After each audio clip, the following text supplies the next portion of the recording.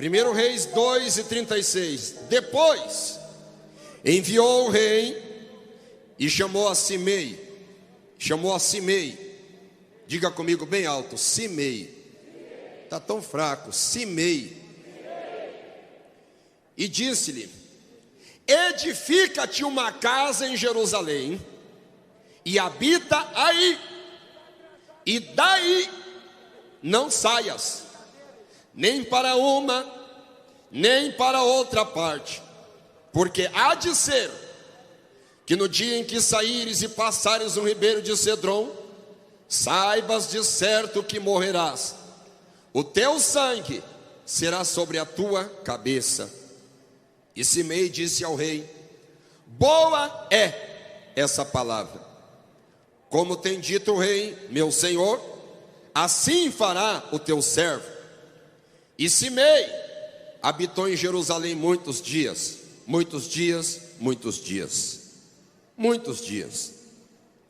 Sucedeu, porém, que ao cabo de 3 anos, 2 servos de Simei fugiram para Aques. 2 servos de Simei fugiram para Aques, filho de Maaca, rei de Gate, e deram parte a Simei, dizendo: eis que teus servos estão em Gate. Então Simei se levantou e albardou seu jumento e foi a Gate, para Aques, a buscar os seus servos. Assim foi Simei e trouxe os seus servos de Gate. E disseram a Salomão que Simei de Jerusalém fora a Gate e tinha já voltado. Levanta a mão para o céu, diga: meu Deus. Mais forte: meu Deus. Mais forte: meu Deus. Fala comigo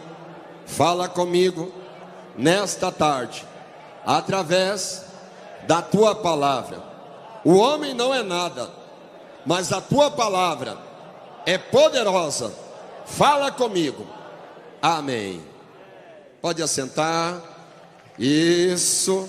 Pode glorificar ao Senhor Jesus. Glória a Deus.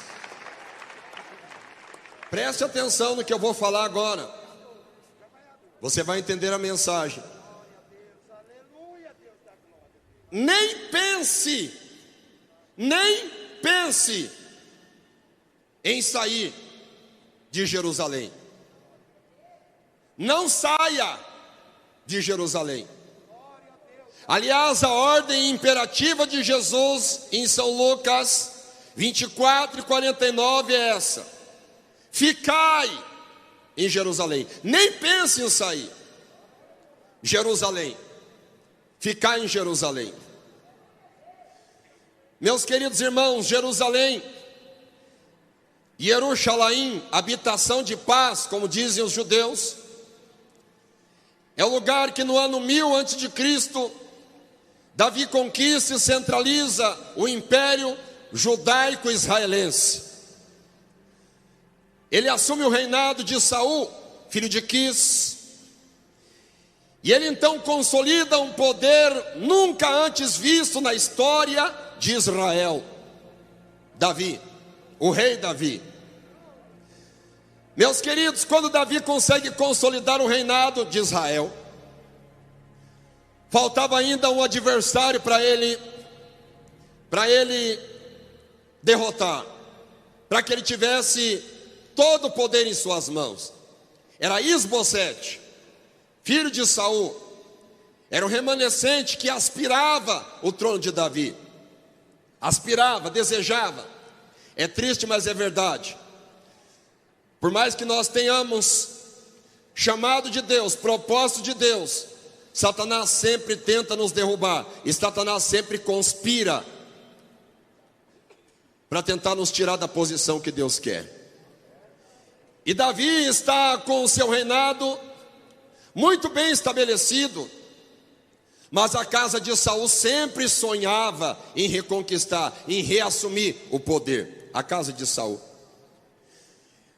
Tudo vai bem no reinado de Davi até que ele comete aquele adultério com Batseba. Quando Davi comete esse adultério, a vida de Davi vira uma desgraça, a vida de Davi vira uma miséria. O seu filho Aminon pratica incesto com a própria irmã. Isso é uma aberração, isso é uma loucura dentro de Israel. 2 anos depois, Absalão com seus tosqueadores mata o próprio irmão. Mas, meus queridos, a história de frustrações da vida de Davi estava apenas começando. A Bíblia Sagrada vai nos dizer que Absalão não somente matou seu irmão, mas ele queria também matar o seu pai e usurpar o reinado do seu pai, Absalão. Absalão, então, com um plano apoiado por Aitofel, um dos conselheiros mor de Davi, planeja a morte de Davi, a destruição de Davi.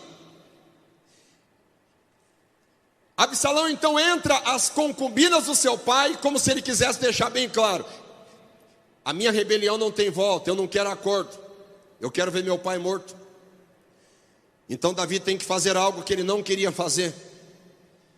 Davi tem que fazer algo que jamais subiu ao coração dele, tem que fazer isso: abandonar Jerusalém. Ele teve que sair de Jerusalém. Ele sai de Jerusalém, ele vai embora da cidade, triste, angustiado. Aquele mesmo Davi, que as mulheres gritavam: Davi matou seus 10 milhares. Aquele mesmo Davi, com aquele gentil aspecto, aquele Davi que matou o leão, que matou o urso, que derrotou o Golias, aquele Davi está agora angustiado, fugindo do seu próprio filho chamado Absalão. Davi está fugindo.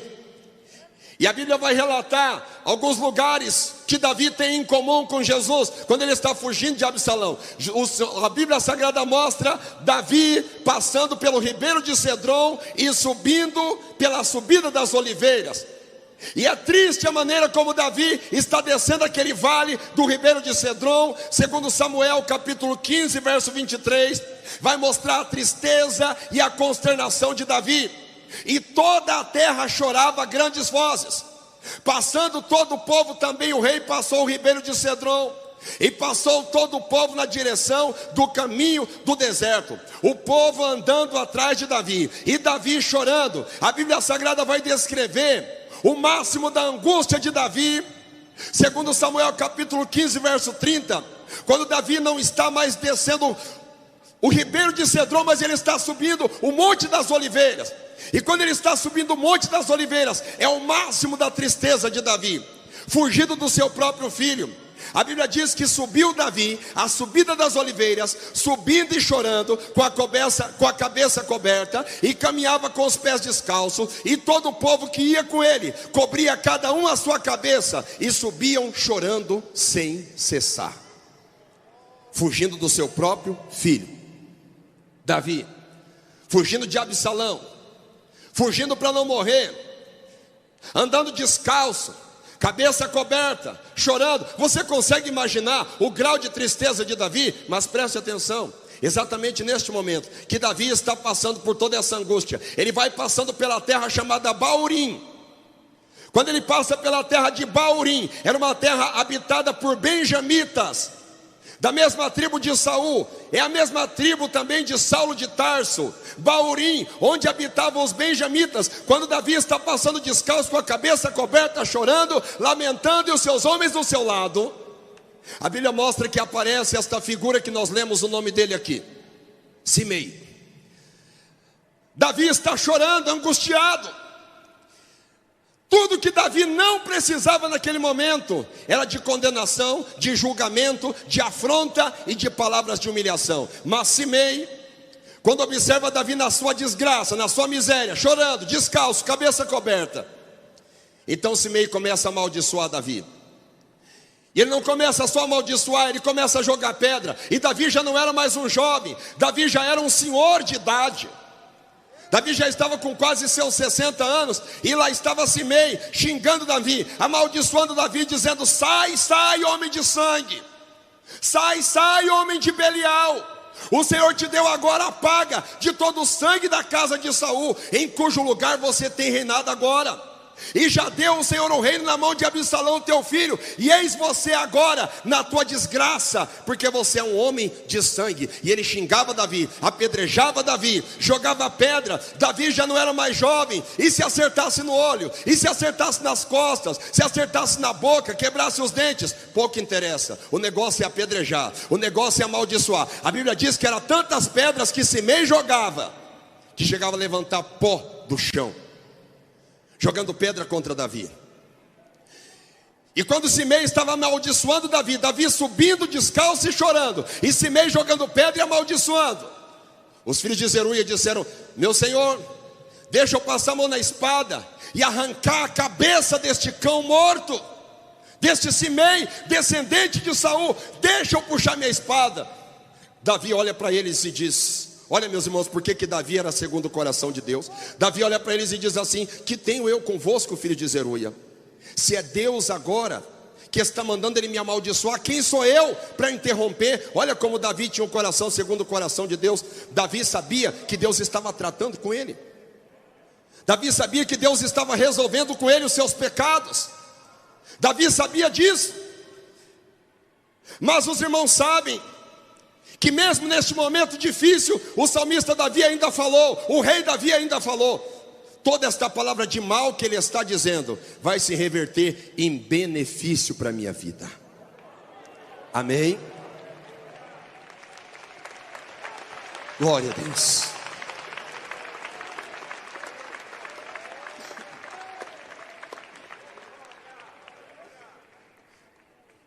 Vocês conhecem a história que daqui a pouco Absalão é morto.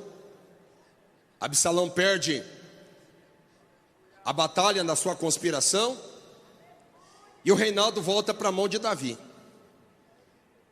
Quando Davi está prestes a assumir a posse novamente, aonde? Aonde? Em Jerusalém. Quando ele está voltando para Jerusalém, quando Davi está voltando novamente para Jerusalém, sabe quem é que aparece ali no meio? Sabe quem? Simei. Simei. A Bíblia Sagrada mostra aqui em 2 Samuel 19:16 que Simei se apresentou junto com os homens de Judá. Espera aí, Simei também era judeu? Era da tribo de Judá? Não, ele era da tribo de Benjamim. Mas por que ele se apresentou junto com os homens de Judá? Porque Davi era de Judá. Ele era malandro, ele era esperto. Ele sabia que era o momento dele se reconciliar. O rei estava alegre, voltando para assumir Jerusalém de novo. Estava alegre. O rei estava feliz porque reconquistou apesar da morte do seu filho. A Bíblia Sagrada vai mostrar para nós, aqui no versículo 18, que Simei se prostrou diante do rei Davi. E o verso 23, a Bíblia diz que o rei Davi jurou para Simei: você não vai morrer. Você não vai morrer. E o rei jurou, dizendo: você não vai morrer, Simei. Fica tranquilo, você não vai morrer. O rei jurou: não vai morrer. Presta atenção no que eu vou falar aqui. O rei falou, está falado. Depende de você.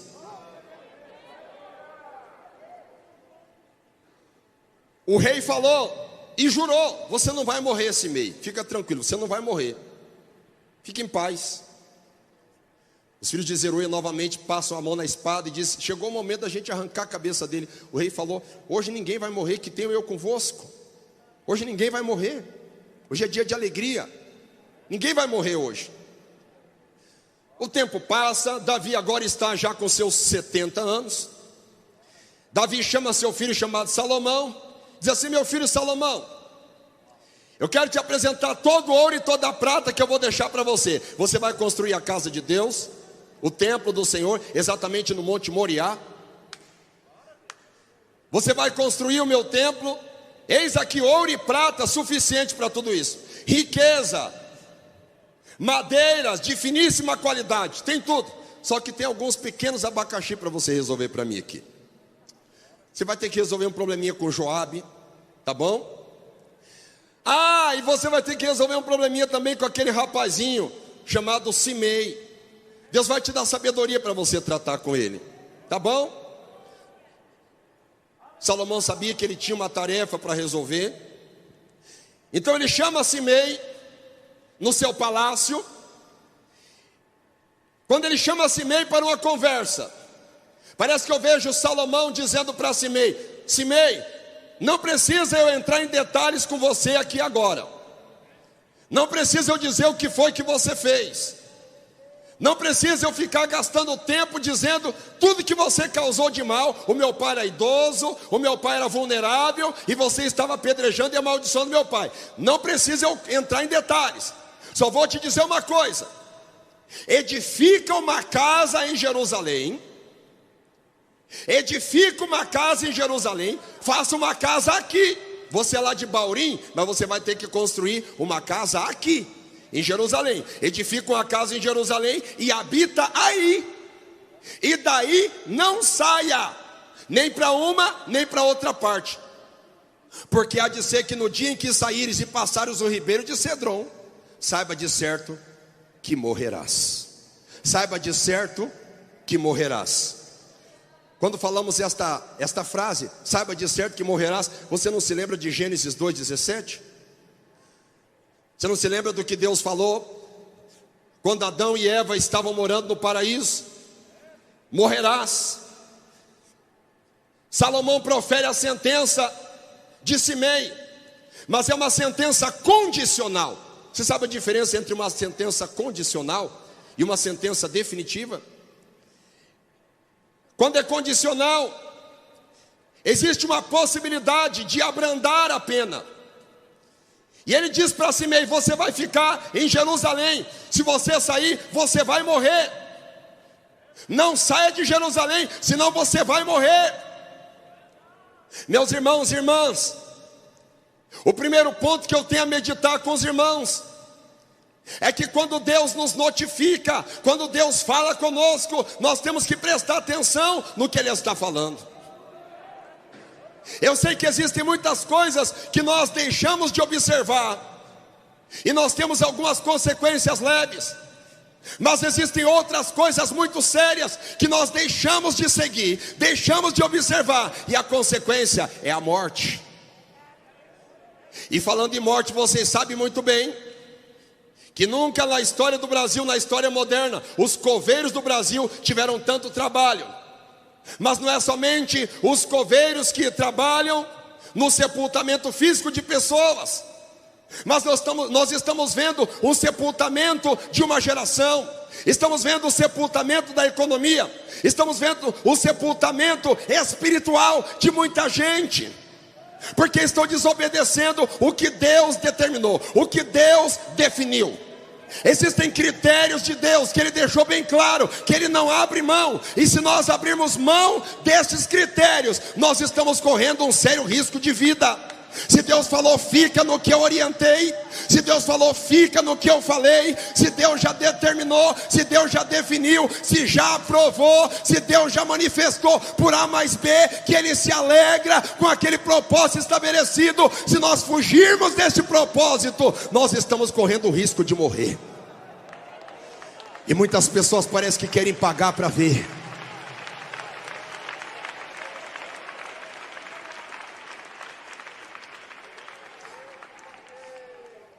Nós somos a igreja pentecostal Deus e Amor.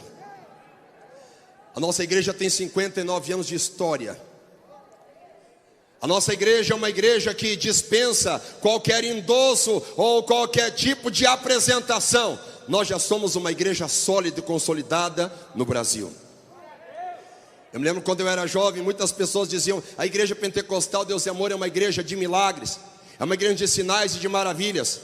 Hoje eu entendo que a igreja pentecostal Deus e Amor é uma igreja de oração, de jejum e de santificação, e os milagres são consequência disso. Mas tem um detalhe: se nós pararmos de orar, jejuar e santificar a nossa vida, nós corremos um risco também de morrer. Eu não estou perguntando para você se você está achando popular o que eu estou falando aqui. Eu só estou dizendo para você prestar muita atenção, que no dia que você deixar de orar, de jejuar e de santificar a tua vida, você vai morrer como igreja. Você pode congregar, você pode ter carteirinha de membro, você pode ter tua credencial, você pode ser o que quiser, você pode ter a fama que está vivo. Se você não tiver oração, jejum e santificação, você só faz de conta que está vivo, mas você já está morto faz é tempo. Faz é tempo.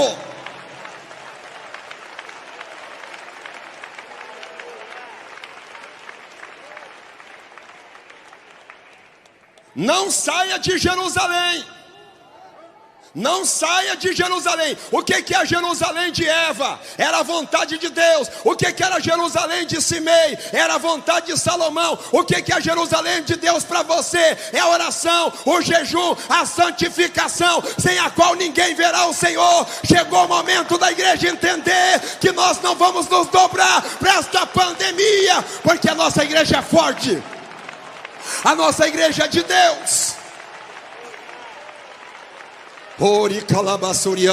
Quem crê que esta igreja é de Deus, levanta a sua mão.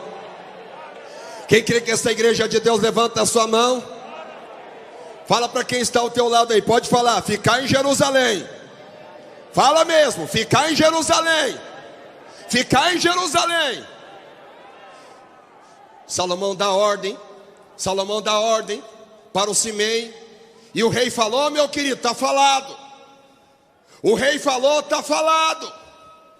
Passa um ano, cadê o Simei? O Simei está bom, está tranquilo, está uma benção. Pregando, orando por revelação, participando da Santa Ceia. Cadê ele? Não, pode ficar tranquilo, está dentro de Jerusalém. Ótimo. Passa 2 anos, cadê o Simei? O Simei está uma benção. O Simei está tranquilo, não saiu dos termos de Jerusalém. Ótimo. 2 anos e meio. 3 anos. 3 anos. Daqui a pouco os servos de Simei escapam para Aques, rei de Gate. Ai. Os servos de Simei escapam, vão embora. E daí daqui a pouco alguém dá parte a Simei dizendo, os seus servos foram embora. Seus servos estão lá na terra dos filisteus. Parece que eu vejo o Simei dizendo assim, olha, Salomão, porque a palavra Salomão, pastor Milton, vem de Shalom. Shalom é paz. Salomão, Shlomo, paz, pacífico. Shlomo, paz, é um homem pacífico. Olha como ele abrandou a minha pena. Duvido se fosse Saul, se deixaria a minha cabeça em cima do pescoço. Shlomo, eu vou lá, busco meus servos e volto em paz. Tudo certo. E foi, abordou o jumento, buscou seus servos e voltou, como se nada tivesse acontecido. Não, é Shlomo, é Shalom, é tudo na paz. É igual o evangelho que está sendo veiculado hoje em dia. É o evangelho líquido, é o evangelho que não exige renúncia, é o evangelho que faz uma caricatura de Jesus Cristo como se ele fosse um Papai Noel, ou o gênio da lâmpada, ou Aladim. Quando Jesus Cristo verdadeiramente ele é amoroso, ele é misericordioso, mas ninguém queira ficar na frente da ira do Cordeiro. Ele é bom, mas ele não é bobo. Ele é misericórdia, mas ele é justiça.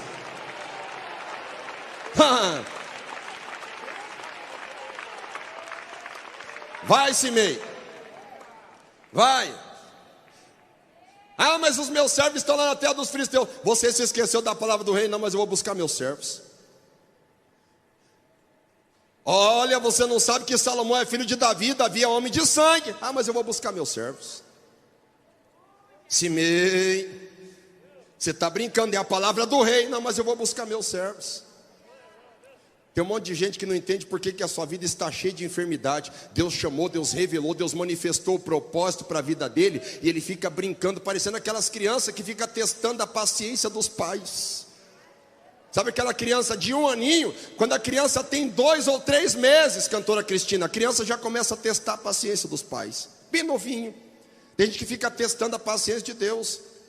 Tem alguns que dizem assim: ah, mas fulano faz isso, faz aquilo, pinta e borda, e fica tudo do mesmo jeito, não acontece nada, eu não posso sair 1 milímetro da linha, que parece que Deus já está em cima de mim, parece que Deus já está me corrigindo. Ao invés de você ficar murmurando, rapaz, você devia dar glória a Deus, porque você não é bastardo, mas você é filho. Deus corrige você, porque você é filho, Ele te chamou para salvação. Dá glória a Deus de Ele corrigir você.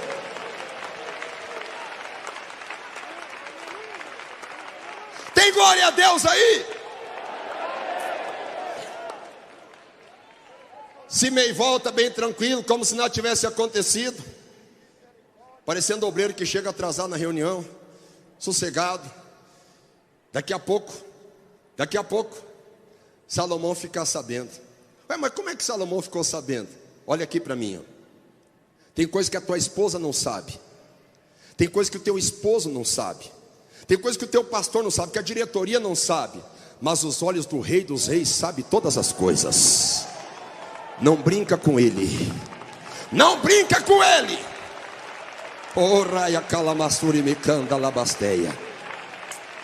E vou dizer mais uma coisa para você aqui, ó.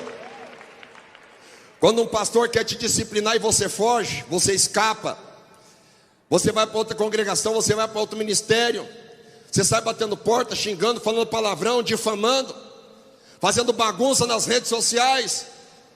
Você faz isso, né? Agora quando é Deus que disciplina, quando é Deus que pune, aí eu quero ver o que vai fazer. Quando é com Deus o negócio, não adianta apelo, não adianta fugir, porque Deus, Ele é soberano. Salomão então chama Simei: vem cá, Simei, vem cá. Você se lembra tudo que você fez para o meu pai? Você se lembra todos os males que você causou? E agora? E agora? Você acha que você vai ficar impune? A Bíblia Sagrada diz que Benaia, filho de Joiada, lança a mão em Simei e mata ele. Por que ele morreu? Por quê? Porque ele apedrejou Davi? Sim ou não? Não. Ele morreu porque ele saiu de Jerusalém. Ele morreu porque ele saiu da vontade de Deus, mais uma vez, porque ele brincou com a oportunidade que ele recebeu. Você sabia que você está aqui nessa tarde desviado da igreja? Ou você que nunca aceita Jesus, dizendo assim: não, eu fico só na base da bênção da minha mãe, da minha avó, eu fico só na base da oração dos irmãos. Você fica aqui, ó. Você sabia que aqui hoje pode ser a tua última oportunidade? Você sabia? Por mais que você peça para mim ser bonzinho para você, eu preciso dizer a verdade para você. Hoje pode ser a tua última oportunidade. Pode ser hoje. Meus queridos irmãos, a Bíblia Sagrada vai nos mostrar um paralelo. Olha o que aconteceu com Simei. Olha o que aconteceu com Davi, o sofrimento de Davi, tudo que Simei fez para ele. Mas ele recebeu uma oportunidade. Era só ele ficar em Jerusalém, mas ele não quis ficar em Jerusalém, ele quis sair. Da mesma maneira, a Bíblia Sagrada mostra o Senhor Jesus orando no Getsêmani, que é a mesma região do Ribeiro de Cedron, é a mesma região do Monte das Oliveiras. O Senhor Jesus está chorando, está agonizando em oração diante do Pai. Daqui a pouco chega Judas Iscariotes. E com um beijo ele trai o Filho do Homem. Com um beijo ele trai o Senhor Jesus. Só que quando ele vai trair o Senhor Jesus faz uma pergunta para ele assim: amigo, a que vieste? Nós poderíamos imaginar que o Senhor Jesus estava sendo hipócrita quando chama Judas de amigo, mas não era hipócrita. Ou nós poderíamos pensar que o Senhor Jesus estava desavisado, chamando ele de amigo, sabendo que Judas tinha vendido Jesus por 30 peças de prata. Nenhum dos dois, não era hipócrita e nem desavisado. Jesus estava dando a última oportunidade de Judas. Sabe por que eu vejo que era a última oportunidade? Porque se Judas, quando Jesus diz para ele: amigo, a que vieste? Se Judas se prostrasse no chão e pedisse perdão, pedisse misericórdia, quem concorda comigo que o Senhor Jesus perdoaria Judas? Quem concorda? Perdoaria. Mas não. A Bíblia Sagrada diz em Mateus 27, verso 5, que Judas retirou-se. Retirou-se da onde? Jerusalém. Retirou-se e foi se enforcar. Retirou-se de Jerusalém. Saiu de Jerusalém.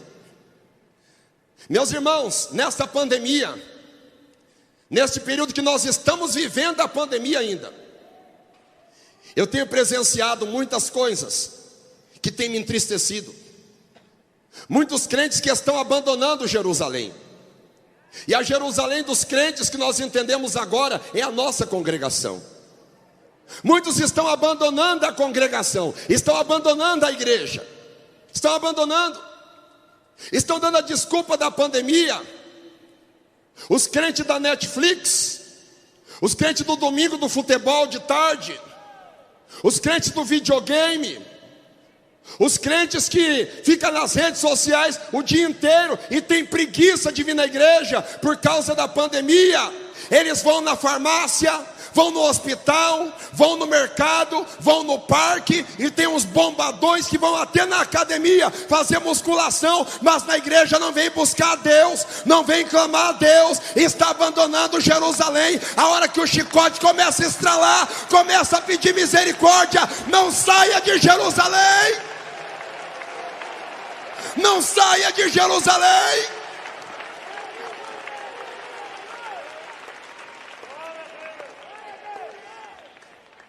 Venha congregar conosco aqui na Avenida do Estado, 4.568. Sai daí debaixo das cobertas, sai daí da casa do vizinho fazendo fofoca. Para com esse negócio de medo. Se você tivesse medo mesmo, que você tivesse medo do pecado, igual tem medo do coronavírus, você estaria aqui buscando a presença de Deus.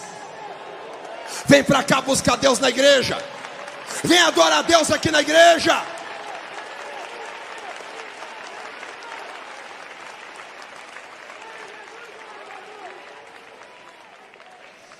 Ah, o pastor é negacionista. Ó aqui, ó, máscara KN95, face shout, álcool em gel na entrada e na saída da sede mundial, higienização com ozônio no intervalo de cultos. Está acontecendo tudo isso aqui para mostrar que a Igreja de Deus de Amor, ela não é negacionista.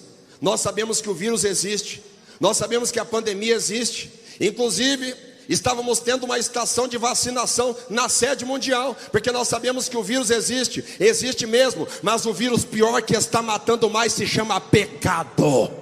É este o vírus que mais está matando, é o pecado. E se a igreja fugir, se os crentes fugir da igreja, este vírus é mais mortal ainda que o Covid-19. Tem glória a Deus aí? Tem glória a Deus aí? Vocês se lembram o que aconteceu com aquele homem que descia de Jerusalém para Jericó? Vocês se lembram o que aconteceu com ele?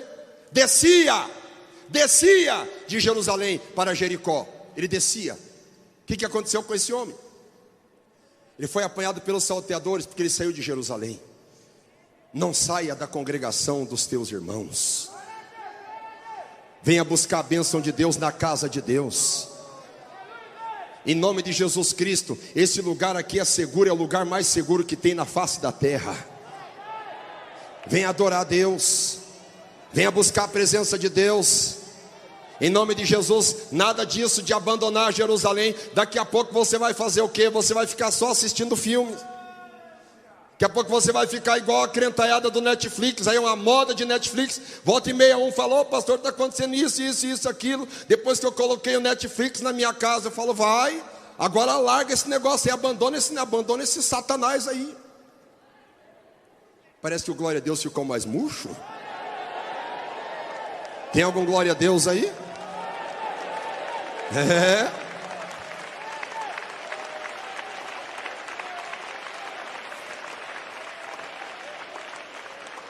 Dá glória a Deus, igreja! Dá glória a Deus, igreja! O problema mais leve que acontece quando se afasta de Jerusalém é medo. Medo, medo, angústia, frustração, depressão. É isso que acontece, porque o ser humano ele é socializável.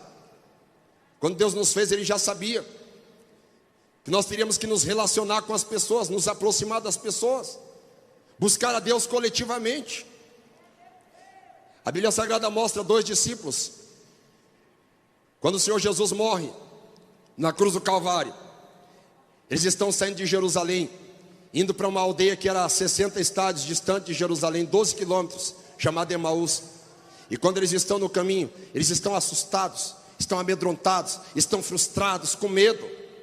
Hoje a maioria dos crentes, quando você começa a conversar, você já percebe que ele já envelheceu 5, 10, 20 anos. É triste, mas é fato. Ele não fala mais das coisas de Deus, ele só fala notícia.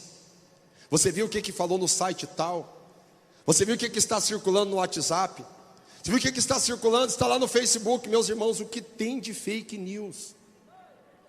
E o que os crentes mais estão absorvendo é isso hoje: mentiras, montagens, enganos. Não passa disso. E alguém diz: mas pastor, cadê o filtro do crente para perceber quando é mentira e quando não é? O filtro é o discernimento de espírito. Mas o Espírito Santo, quando o crente abandonou Jerusalém, o crente deixou de orar em casa, deixou de buscar Deus, o discernimento foi embora, fica com angústia, com depressão, igual os discípulos no caminho de Emaús. Estavam todos assustados. Quem está com medo aí, levanta a mão. E quem está com Cristo em Jerusalém aí, levanta a mão. Dá glória a Deus.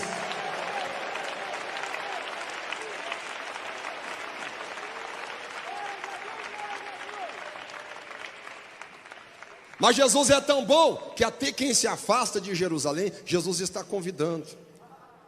Eles estavam se afastando de Jerusalém. Daqui a pouco um viajante, um forasteiro começa a se aproximar deles. Só que não era um forasteiro comum. Quando esse forasteiro chega do lado deles, o coração deles começa a esquentar. Tem gente que está escutando essa palavra em casa agora, o coração já está esquentando de vontade de ir para a igreja. Isso mesmo. Termina essa mensagem, termina esse culto, vai tomar banho, vai escovar teus dentes, vai pentear teu cabelo, vai passar tua roupa, acorda para a vida e vai procurar uma de nossas igrejas ainda hoje à noite. Não se afaste de Jerusalém, louvado seja Deus. Quem dá glória?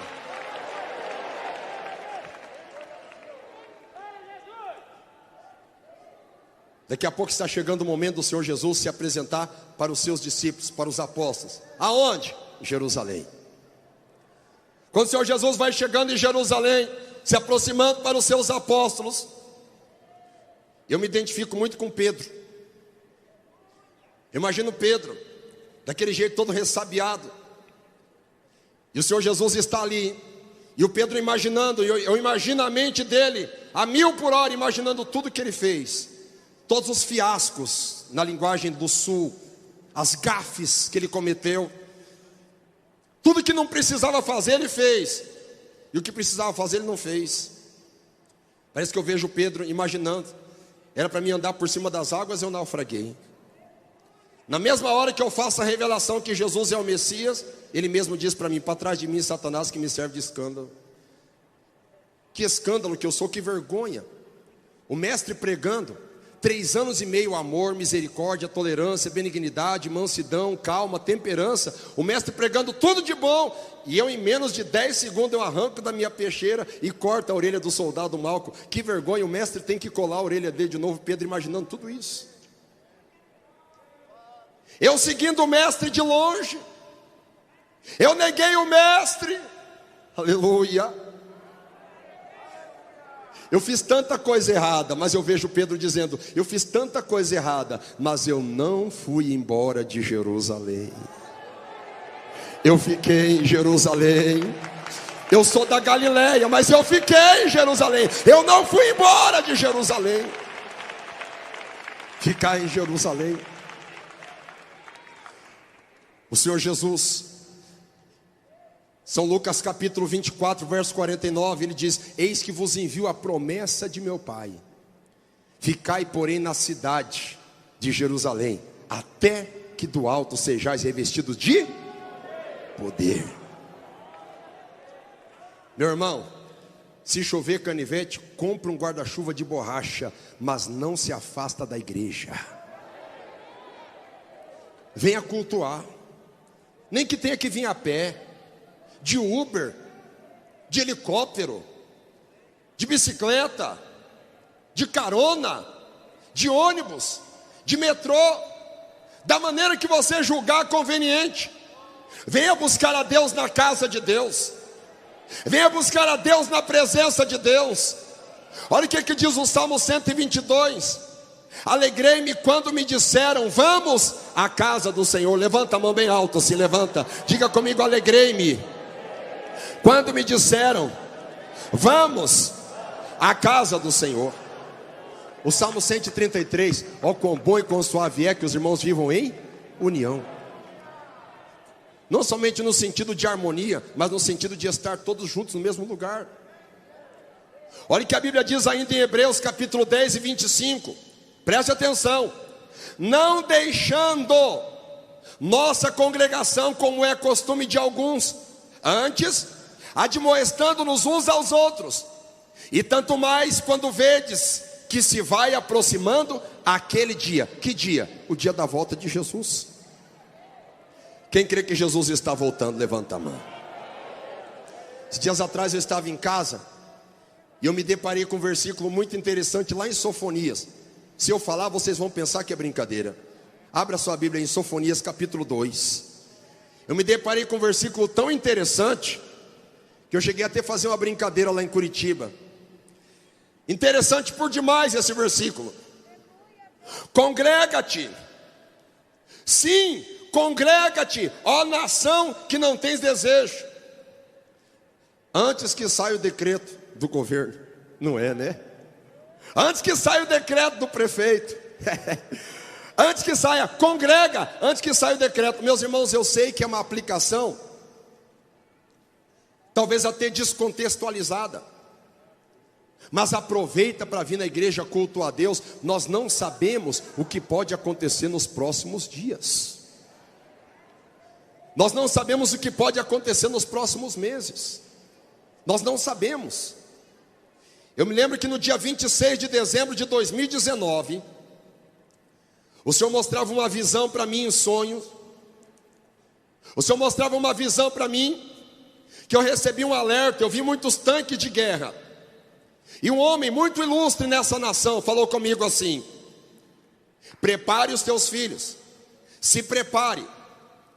Dia 26 de dezembro de 2019, se prepare, porque está vindo uma grande guerra, e a segunda parte da guerra vai ser pior que a primeira. Eu acordei, gravei aquele sonho, mandei para o meu e-mail para ficar bem registrado.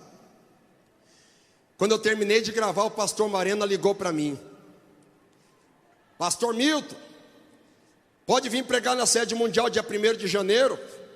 Falei, eis-me aqui. Eu até tive um sonho de uma grande batalha, não me sinto preparado à altura, mas eis-me aqui. Falou, então é isso mesmo, vem para a guerra, porque é bênção, é Deus que preparou essa oportunidade por mão. A partir dali, meus irmãos, a partir daquele dia eu comecei a assumir um propósito, um compromisso de economia, uma mentalidade de economia. Eu comecei a economizar o que eu pudesse, antes da pandemia. Eu devia para banco naquela virada de mês. A partir dali eu comecei a mudar meu pensamento. E às vezes até eu ia para a igreja de bicicleta. Alguns irmãos até não entendiam, e eu também não entendia.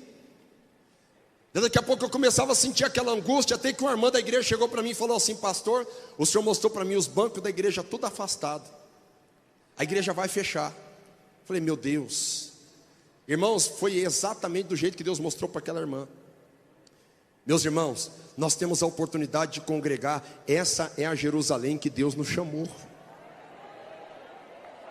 Quantos milagres Jesus já operou na tua vida aqui? Quantas maravilhas. Você casou aqui, adquiriu tua casa aqui, teu carro aqui, Tudo que você tem, Deus te deu aqui. Fica quieto aqui, congrega aqui. Deus vai continuar te guardando, te livrando aqui. Para com esse medo bobo. Venha congregar na Jerusalém que Deus preparou para você aqui.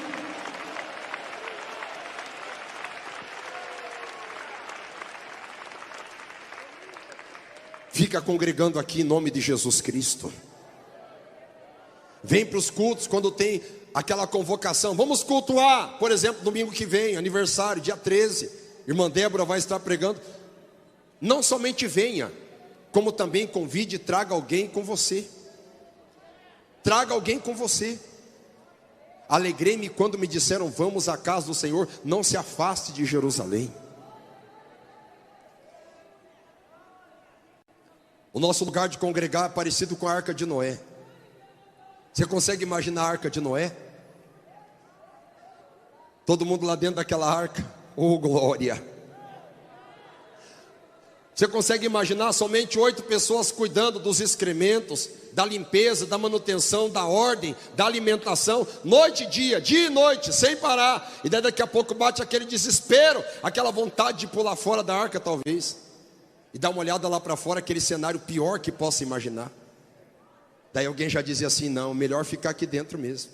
Está difícil, mas eu vou ficar aqui.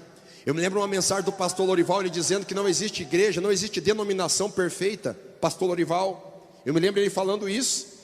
Escuta bem, eu sei que dentro da igreja pode acontecer talvez fofoca, perseguição, calúnia, pode acontecer desprezo, pode acontecer muita coisa, mas escuta, meus queridos, pelo amor de Deus, pode ter certeza que lá fora é pior. Você aqui dentro está coberto pelo sangue de Jesus. Jesus está guardando a tua família aqui dentro. Jesus está protegendo, está cuidando do teu futuro aqui dentro da igreja.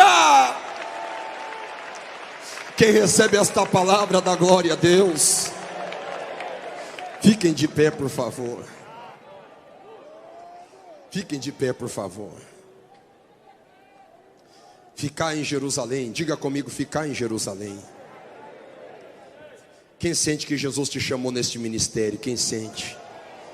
E quem vai ficar firme até o fim em nome de Jesus?